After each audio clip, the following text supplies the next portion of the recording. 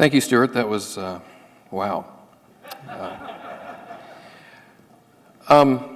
As Stuart mentioned, I work for LivingSocial, and I just wanted to mention that we are hiring Clojure developers. We have about 8 full-time Clojure people and about that many others who split time between Clojure and Ruby, and we're doing more with that and looking to build that team. So please talk to us if you're interested. And I want to start with a couple of disclaimers. I don't program for a living anymore, so I'm a Clojure dilettante. You're not going to see any advanced techniques here or anything that'll blow your mind. And I'm talking about a project that's currently kind of in a shambles because it's in the middle of a redesign because I changed the focus of it. But we'll talk about that a little later, so please forgive me for that.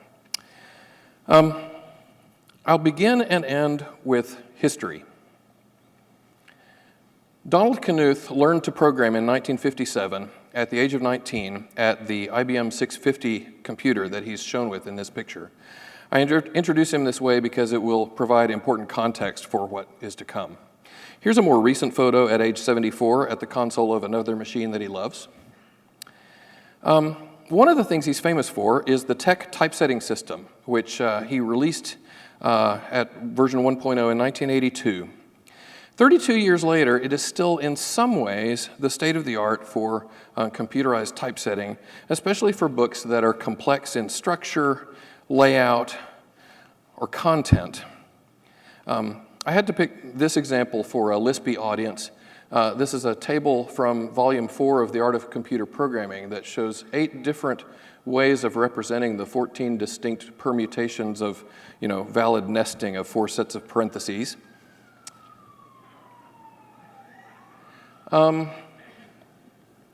Knuth had 3 primary goals when he was building TeX: utility, discovery, and education. The utility goal came about, it was the genesis of the whole project. When Knuth received the first page proofs of the second edition of Volume 2 of his magnum opus, The Art of Computer Programming, they were disappointingly ugly. And he learned that the reason was because for the first time the typesetting had been done with the aid of a computer. And like any good hacker, he said, well, I can do something about that. And thus began what is arguably the greatest yak shave in history, as he took 10 years off from writing his life's work to write systems that would allow him to make them look acceptable to him again.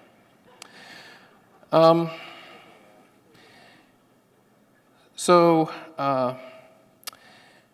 that was the utility goal. Being an academic, he also wanted to discover new things. He wanted to advance the state of the art. And several important results came out of his work on TeX, including its most well-known algorithm for optimally, for some definition of optimally, breaking a paragraph into lines. But then there was an education goal as well, and this isn't as well known. In his second appearance on this stage today, Tony Hoare encouraged Knuth to publish the source code to TeX. And the reason he did that is that at that time, and this is hard for us to believe today, there were really no good real programs available in source code form for students of programming to study. Today, in the age of Git and almost everything seemingly being open source, it's hard to remember. But in 1982, networks were starting to be places where people could share files, but just starting. In that year, this 250-page directory of all of the 5,000 people who had access to the ARPANET, which became the internet, was published. Also remember, at that time, the ARPANET wasn't even on TCP yet. TCP/IP didn't take over the internet until the next year, 1983. If you really wanted to read a big real program and study it, something that wasn't a toy written for a class, if you knew somebody who had a copy of John Lyon's commentary on Unix and wanted to photocopy 250 pages or so, you could read that. But that was about it. So Knuth began considering how he might publish the TeX code, thus began his ideas on literate programming, and TeX was published as a showpiece of that style. And in 1986, it was published as a book. For years, probably until the late 90s or so, when my guess is it was surpassed by the Linux kernel, TeX was the most widely read large program in the world.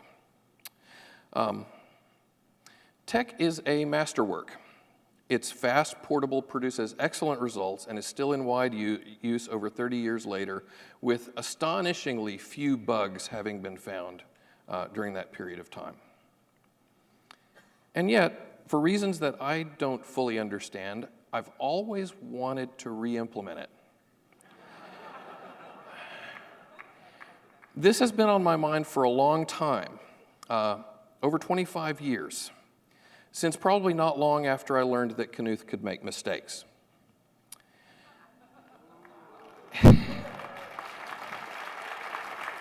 I would love to claim that those were for bugs in the art of computer programming, but they were actually for typos in the TeX book.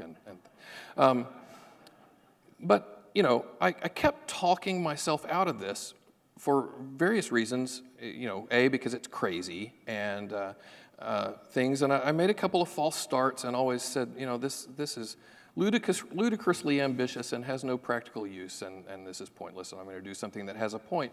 But then 2 years ago at RubyConf, Yukihiro Matsumoto, in his keynote, kind of gave me permission to do this silly thing. He said, no one should laugh at motivation. Everyone has different motivations, and motivation is very precious. It is the driving force behind great works. Some may call it reinventing the wheel, but I say go ahead if you're motivated. He said that on November 1st, 2012, and 8 days later, on my birthday, the first non-trivial part of Clo was working. I should explain the name. It's an Irish word that means font or print, and also, for some reason, spike. That seemed appropriate, so I went with that. I should also mention that it is not the first time that people have re-implemented all or part of TeX. There's a long list of projects that have re-implemented those things. And they all had to re-implement the algorithms from scratch, and that's telling in and of itself. So I'll be coming back to that later. But, you know, even though I took Matt's encouragement of if you're motivated, you know, don't laugh at that, go do it, it's still worth asking where that motivation came from. My goals, like Knuth's, were utility discovery and education, but for me, education came first, mostly because I didn't at first understand why a re-implemented TeX would be useful. And to explain why I thought it would have educational value, we need to return to Knuth's early programming experience at that IBM 650. In an article written in 1986, Knuth remembered the 650, and he wrote things like this. Most of the commands in the 650's repertoire accomplished several things at once, and it was frequently possible to make good use of the side effects. That's a great quote for this audience. For example, this instruction meant load the contents of location 1, 2, 3, 4 into the upper accumulator and the distributor, set the lower accumulator to 0, and then go to location 1009 for the next instruction. All 4 of these actions were often useful in the subsequent program steps. That was the state of programming when Knuth first encountered it, and because that computer had only 2,000 words of memory, each of which was a 10-digit decimal word. Things have changed a lot. Programmers were often forced to use those kinds of tricks to do even moderately complex or ambitious things with such limited space and resources. By the time TeX was complete, it was over 25 years later, and a lot had changed, but it's now over 30 years since then, and looking back on it, it's amazing to see how primitive things still were in 1982, and how much has changed between then and now. TeX was a very ambitious program for that time on that hardware, and once again, Knuth found himself having to exploit those old tricks and habits and skills to make TeX run acceptably on common hardware of the time. TeX is written in Pascal, a preprocessed dialect of Pascal. It is full of global variables, lots of go-tos. Frequently, he'll sort of realize, okay, this variable isn't being used for its intended named purpose here for a little bit, so I'll just use that variable for something else, you know. The assumption of single-threaded procedural programming and mutability is just pervasive. It's kind of mind-boggling. It's like a time capsule. Reading the code is like visiting another era. He wrote it in Pascal because it was, you know, receiving plaudits at that time for being a good language to teach programming in, which turned out not to be a good idea, but anyway. And he wrote it in a style that was already, as he was writing the program, that style of programming was already beginning to die. On Ward's Wiki a few years ago, a guy named David Brantley called it the last hurrah of procedural structured programming. By the time the book was published in 1986, the book represented a sterling example of a way of programming that was already in many respects obsolete. Let's go back to Knuth's article about his old IBM 650 experience. In the conclusion, he said, "Surely I wouldn't recommend that today's software be produced as we did the job then. We would never advance very far past the rudimentary levels achieved in those days if we remained rooted in that methodology." And similarly, while I'm glad that the source code to TeX is still available to study, I sure wouldn't point a new programmer toward it, because we should not be doing programs today the way we did then.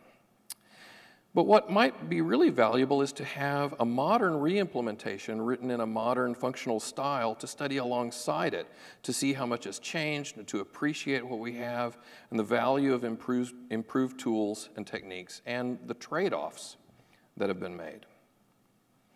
We can illustrate what's changed, demonstrate the value of expressive code, provide real examples of how algorithms change when they're translated from procedural to functional style, show just how much easier functional programs are to reason about, show different styles of optimization, things like that. So my first goal was education. I started out in this vein aiming for a faithful re-implementation of TeX top to bottom. One of the first things I wanted to illustrate was I get confused. So doing a bunch of stuff at once. Multiprocessors were research projects in 1982. Now, most of us have one in our pocket. So what can we do? And so I looked at TeX and the way it worked, and I decided on a parallel data flow architecture.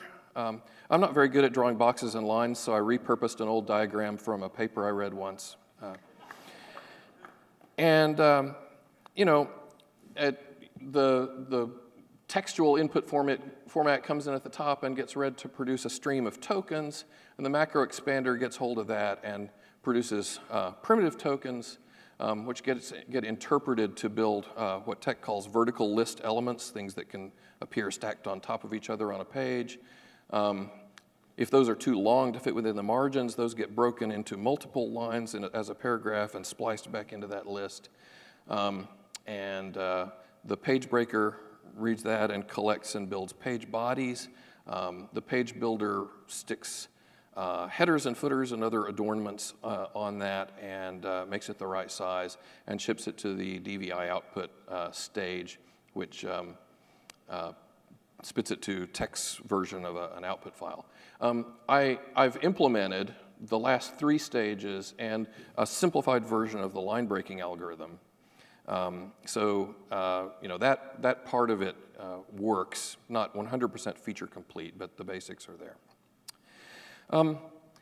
Implementing this architecture, and I believe that in a full version with this architecture, we'd see fairly significant parallel execution, especially once that data flow pipeline got filled up.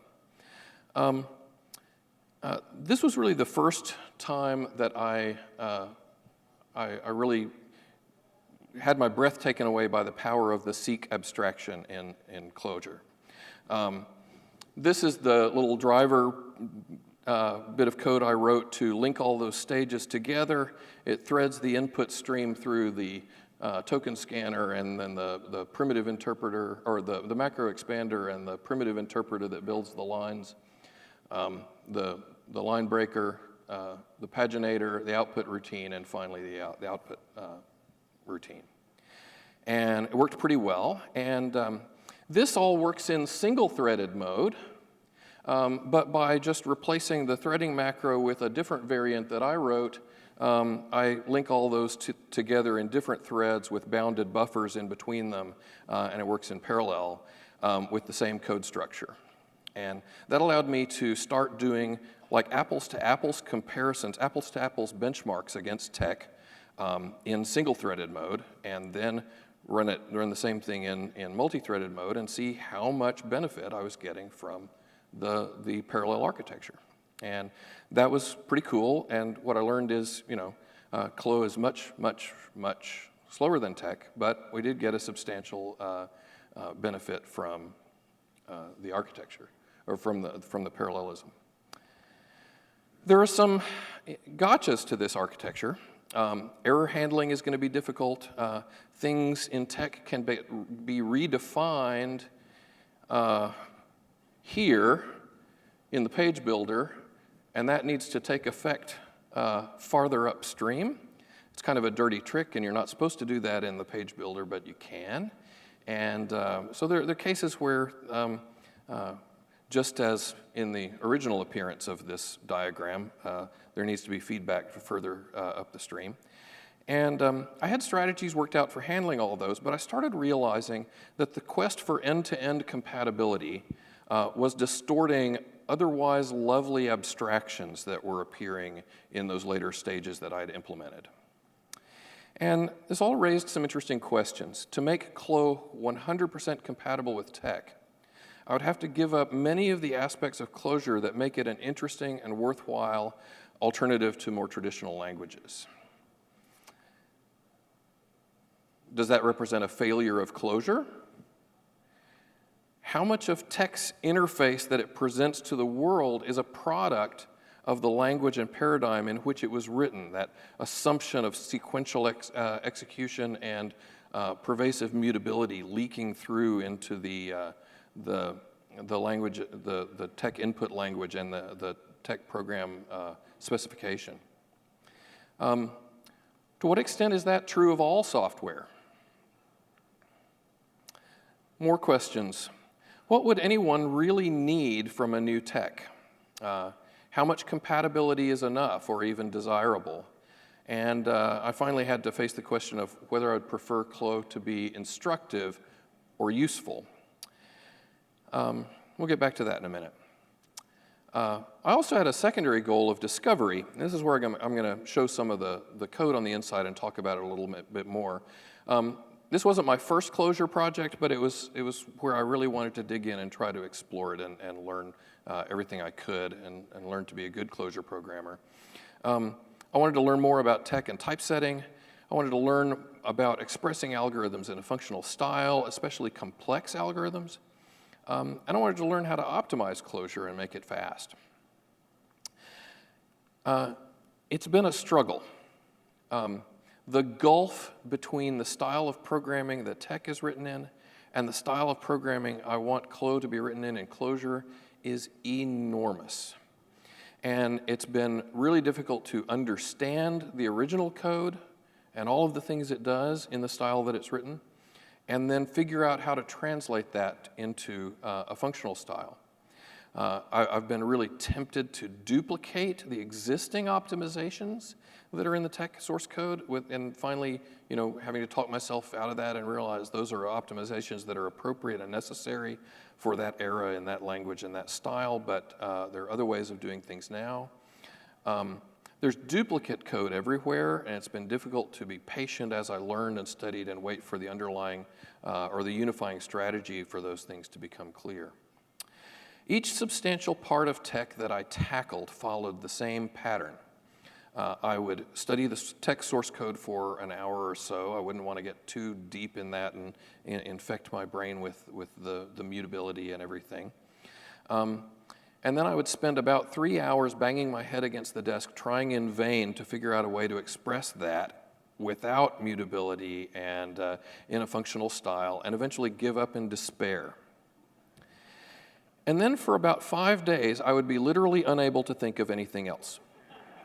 Lying in bed at night, sitting at dinner with my family, watching TV late at night with my wife, sitting in meetings at work, thinking about this stuff. And then after about 5 days, I'd have an aha moment, run to the computer and bang out a rough, horrible version that worked and was arguably a Clojure program, and then spend a couple of days refactoring it into something that I wasn't ashamed of.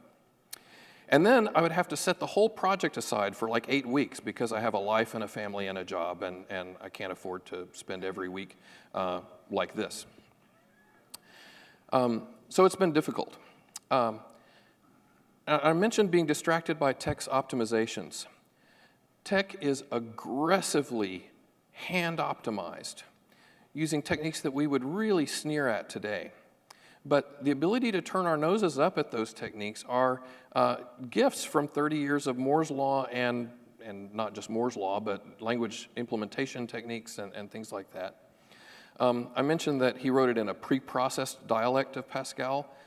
He makes heavy use of macros for inlining, and I've avoided doing any of that kind of thing in Clojure so far.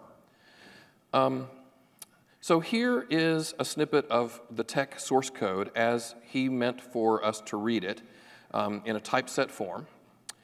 And this is the vpackage routine. I'll go into what that does in a minute.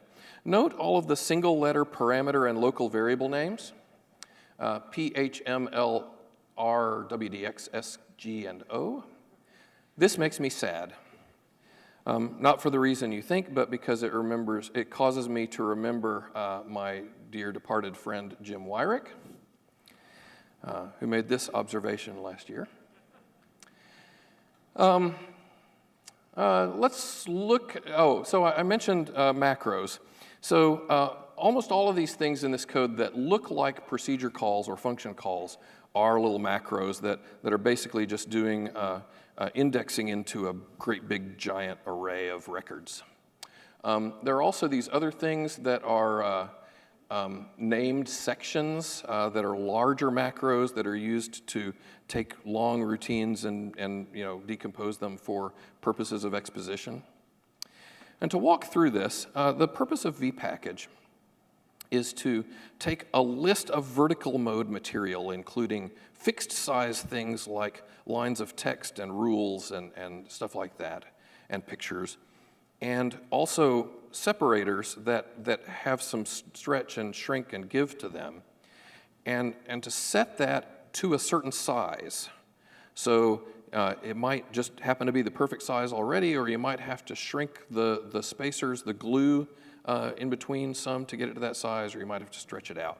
And that's what this routine does. And so looking at the parameters, P points to the list of vertical mode material. H and M together are a height goal. H is a height, and M, why it's called M, I have no idea, is a flag that indicates whether H is an absolute height or a delta relative to the natural height of the box that you should aim for.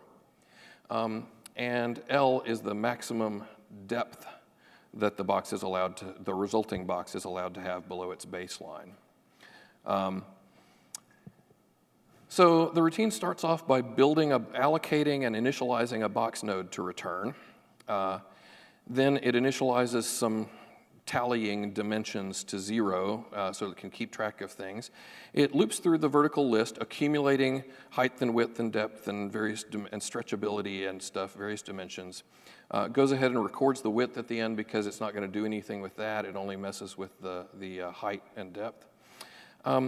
It adjusts the maximum depth if necessary by simply moving the baseline of the box down. It determines the difference between the box's natural height and the height goal, and then sets the proportional stretch or shrink of the glue to fix the box at that height.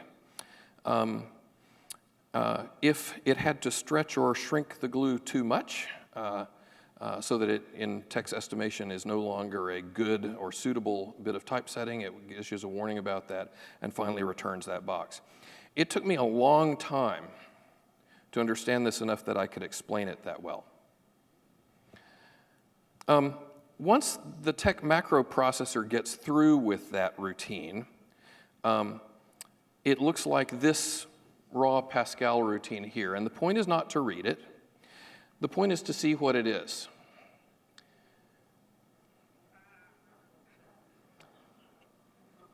That's one Pascal function, 182 lines. It is far from the longest function in TeX.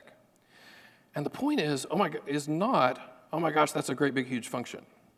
Inlining is a perfectly legitimate way of optimizing. Gotti talked about that yesterday.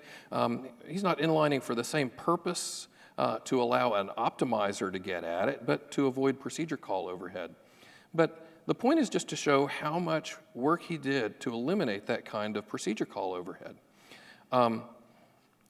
The outline of that routine in terms of what it does and how it calls procedures looks like this. Get node, which allocates a new box node. Everything, tallying up the box dimensions is all just, raw code, grabbing stuff from memory and manipulating it. If the box is too tall, then it calls a badness warning, and if it's too short, then the same thing. If something went wrong, then okay, we're in error handling mode and we don't have to be as fast and a whole bunch of other stuff. If everything goes okay, this 182-line routine will call one subroutine. And if just a little bit is wrong, there's some quality problems, but no real errors, it'll call two. For comparison, here is the Clojure version of vpackage. It takes vlist, a height goal, combine those two parameters into one, a max depth. It starts with a new box tally, which is a map of all those quantities that we want to keep track of, and threads that through a few functions that tally the list dimensions, adjust the maximum depth, determine the height, set the glue, warn about badness. Badness is TeX fitness function, or I guess unfitness function, and then turns that map with all those dimensions tallied and everything, and the glue setting and everything else into a VBox record.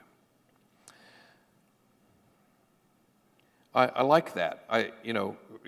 For my initial goal of making what's going on clear and making it easy to understand, I think this is a lot better. It's a lot slower because it calls a bunch of procedures and functions and things like that. Another little bit, part of that Pascal version is this big 38-line case statement that, as it's looping through the different nodes in the vertical list, handles different types of nodes differently and does the right thing. In the Clojure version, that case statement is replaced by polymorphic dispatch of the add to vlist function, as shown here in the merge updates function up there. And then tally list dimensions is just reducing that list into the map using add to vlist. And there's a lot of this kind of thing in how TeX operates and what Clo does. And I think transducers will help in some of the more complex cases. Another interesting problem I ran into was Stateful I, the DVI output format that TeX writes to is inherently stateful. It consists of, each page consists of, a series of commands in a little binary language with operands, and to keep those small, all the distances are relative to the current point, and so you have to keep track of the current point as it goes. And if there was just one current point, you might be able to represent that by decomposing it into function calls properly and passing that state as parameters. But there are actually three different sets of operators that have three different current points that they work with, and they're used for different purposes. And it really doesn't map well to any kind of functional decomposition. So I wrote the first version of the DVI output code using a thread local var. At a conversation a couple months later talking about this, Mike Nygaard suggested maybe use the state monad just off the top of his head. I did that. I wrote rewrote the whole thing using the state monad. Here's what I learned. Nobody actually uses the Clojure state monad. I learned that because it has a couple of really bad surface bugs that I had to get around before I could even get very much to work at all. And it was much slower. And perhaps in a language where, like Haskell, where monads were your only choice for that kind of thing, the effort would have been done to optimize and make that the fast path. But I came away from this thinking, okay, Clojure is an impure functional language, and it's that way for a reason, and you're better off embracing that when you have a problem that needs it than sort of twisting things to be all pure and stuff. So that was kind of fun, and I went back to the thread local var version, and I'm open to other suggestions for that, but I wanted to move on up the stack, and so I stuck with that for now. Java.nio has these elaborate facilities for gathering writes and scattering reads, where like you have an array of buffers and you say write these buffers out to a channel. Just start with the first one, and when you're done, move to the second one and everything else. And then scattering reads are the opposite. You give it an array of buffers of certain sizes and say, read from this channel and fill the first buffer and then fill the second buffer and on and on. And I've always been skeptical of like how many people that would ever be useful to, but now I'm one of them. The TeX font metric file format is basically a header saying, here's how long the widths array is, and here's how long the heights array is, and here's how long the depths array is, and so on for like 12 different arrays. And then it's just those arrays in there. And using that scattering read facility saved me loads of trouble, and it's blazingly fast. And I will say it's the only time so far it was like, man, being hosted on the JVM has really paid off with a huge amount of leverage here that I wouldn't otherwise have. But now let's talk about utility. How can Clo be useful to people? Well, as I was working on this, and remember I said that I was finding that trying to design for 100% end-to-end compatibility was distorting things that would otherwise be quite simple and nice. I realized that what would really be useful was to have implementations of TeX typesetting and formatting algorithms that were composable. TeX is very highly integrated. It's so tangled up, and I mentioned that all of those things that have re-implemented parts of TeX have had to do it completely from scratch. It's impossible to extract any part and use it in isolation. So I think it'd be cool if Clo were made of independent composable pieces. And I started thinking maybe that would be useful in a lot of ways. Typography on the web and in ebooks is pretty abysmal, and I see it all the time. Here's some examples that I found in ebooks that were lying around on my laptop yesterday. Here's a case where there's a line break right before an M dash. That should never happen. M dashes should be at the end of the line. Here's a case with a line break right before an ellipsis. Here's a really horrible widow line right up there at the top of the page. One little part of a word hanging all by itself. And the opposite case, here's an orphan line there at the bottom, the first line of a paragraph without the rest of it. Here's a more subtle one. In this left-hand page there's a section break or a scene break. And usually at a break like that, it represents a change of time or setting or characters. And it's pretty obvious there.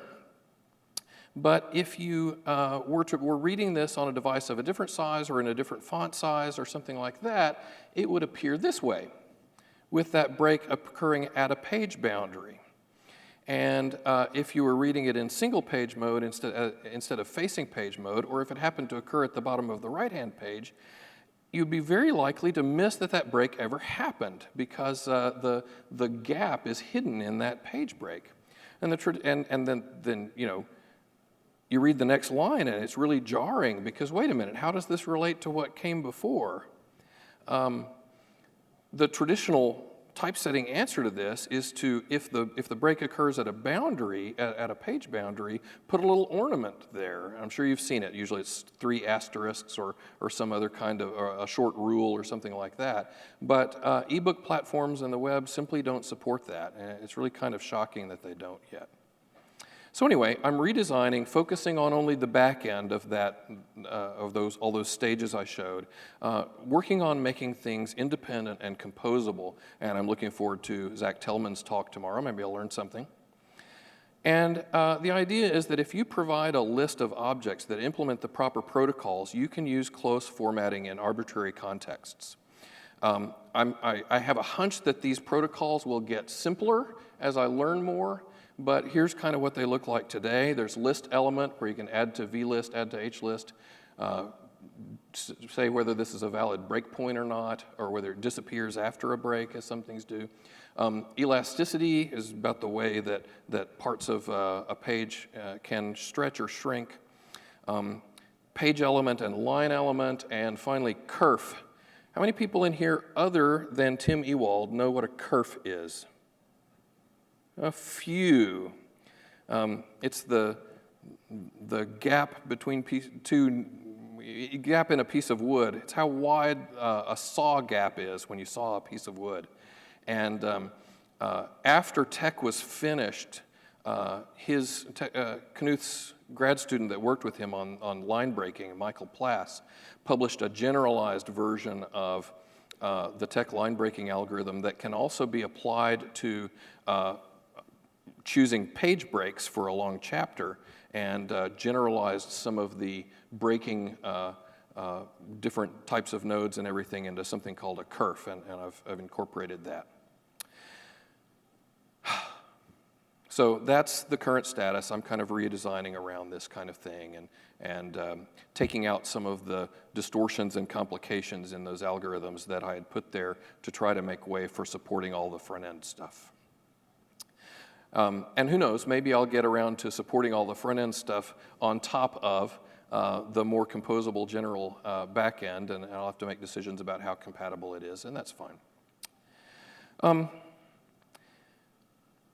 I'd like to close with a reflection.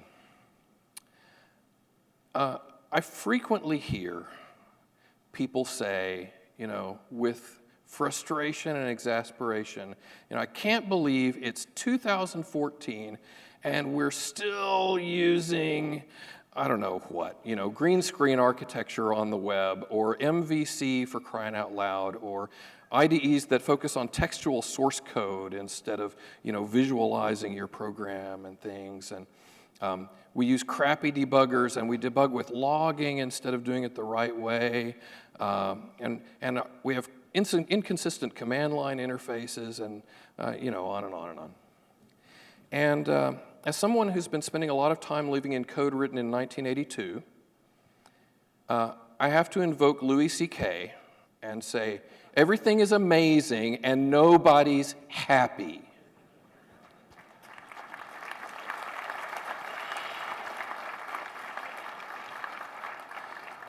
So, Stu introduced me by asking you to take a journey to 1987. So let's go 5 years farther back. It's 1982, and let's remember what this was like. It's 1982, and computers are really damn slow. Memory is tiny. Most programmers have never seen a multiprocessor, much less have one in their pocket. We have to deal with different word sizes and different byte sizes. And you have to worry about whether your machine or your file or whatever is big endian or little endian.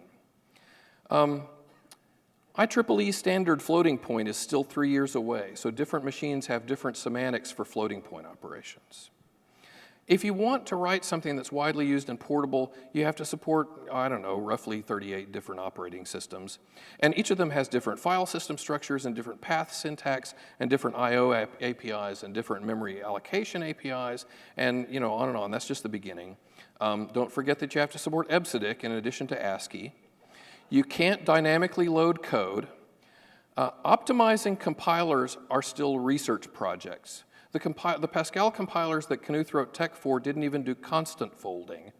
So there's a bunch of magic numbers in the code there.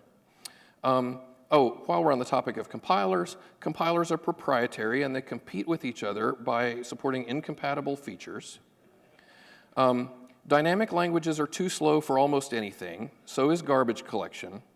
Everybody you know writes long procedures with gotos and single-letter variable names, and nobody understands why you don't like global variables. As for tools, well, GNU Emacs is still 2 years away. You can use VI, not Vim, but only if you're on Linux, and you probably aren't. You can use something IDE-like if you're at Park or Tektronix, and you definitely aren't, let's face it. There's no open source. There's not even any free software yet. Source control? Well, let's see. No. There. And that's only if you're on Unix. No, there's not a library for that. Write it yourself. Even things we now consider incredibly basic, like common data structures and calendar routines, there were no standard or reusable libraries for. At this time, some of you will recognize this and laugh, and others your jaws will fall open. At this point in time, it was a part of the working knowledge of most professional programmers that January 1st of 1900 was Monday. Why? Because there were no library routines to tell you what day of the week a particular date fell on.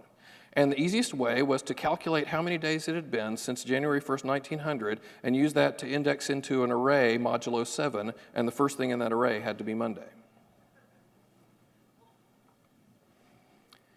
It's 1982, and TDD is still dead. More seriously, automated testing of any kind is almost unheard of. So, the ways that we can program today are luxuries made possible by decades of small advances.